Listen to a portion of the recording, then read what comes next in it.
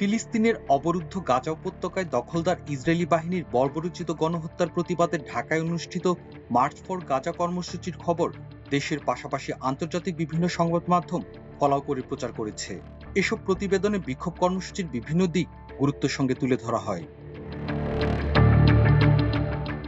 গাজায় প্রায় ১.৫ বছর ধরে চলা ইসরায়েলি আগ্রাসনের প্রতিবাদে দেশে দেশে বিক্ষোভ প্রতিবাদ চলছে। ফিলিস্তিনিদের প্রতি সংহতি জানিয়ে রাজপথে নামছেন ইয়েমেন, পাকিস্তান, লিবিয়ার বাসিন্দারা।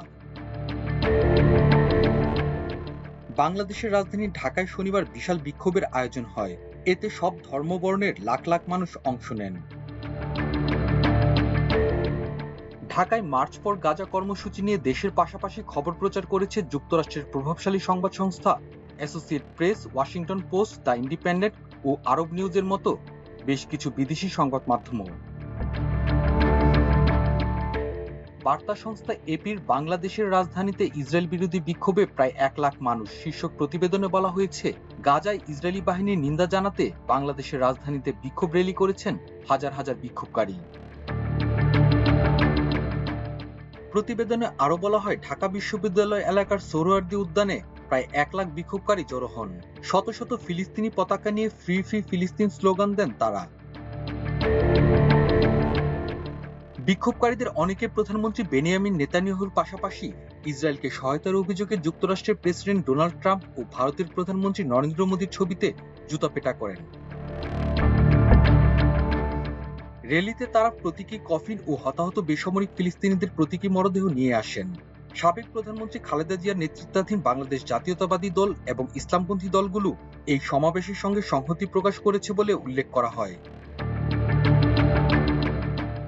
আরব নিউজের খবরে দাবি করা হয়েছে, ঢাকার সমাবেশে অংশ নিয়েছিলেন ১০ লাখেরও বেশি মানুষ। এটাকে বাংলাদেশের সাম্প্রতিক ইতিহাসে ফিলিস্তিনিদের পক্ষে সবচেয়ে বড় সংহতি সমাবেশ হিসেবে বর্ণনা করা হয়েছে। ব্রিটিশ সংবাদ মাধ্যম দ্য ইন্ডিপেন্ডেন্ট বলেছে, সমাবেশে প্রায় ১ লাখ মানুষ অংশ নিয়েছেন। এতে বিএনপি সহ ইসলামপন্থী দলগুলোর সমর্থনের কথা উঠে এসেছে প্রতিবেদনে।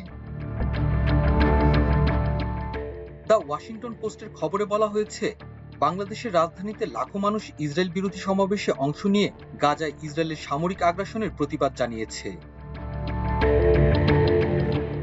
কানাডার সিটিভি নিউজেও একই কথা বলা হয়েছে। বাংলাদেশের ফিলিস্তিনপন্থী সমাবেশের খবর প্রকাশ হয়েছে টাইমস অফ ইসরায়েলেও। কাতার ভিত্তিক সংবাদ মাধ্যম আল জাজিরায় ঢাকায় মার্চ ফর গাজার ৩টি ছবি শেয়ার করা হয়েছে। ক্যাপশনে লেখা হয়েছে, ফিলিস্তিনপন্থী লাখো জনতা বাংলাদেশের বিক্ষোভে অংশ নিয়েছেন। এতে আরো বলা হয়, বিক্ষোভকারীরা সোহরাওয়ার্দী উদ্যানের র্যালিতে ফিলিস্তিনি পতাকা হাতে নানা স্লোগান দিয়েছেন। গাজায় চলমান গণহত্যার নিন্দা ও ফিলিস্তিনবাসীর প্রতি সহমর্মিতা জানিয়েছেন তারা। মাল্টিমিডিয়া ডেস্ক, আমার দেশ।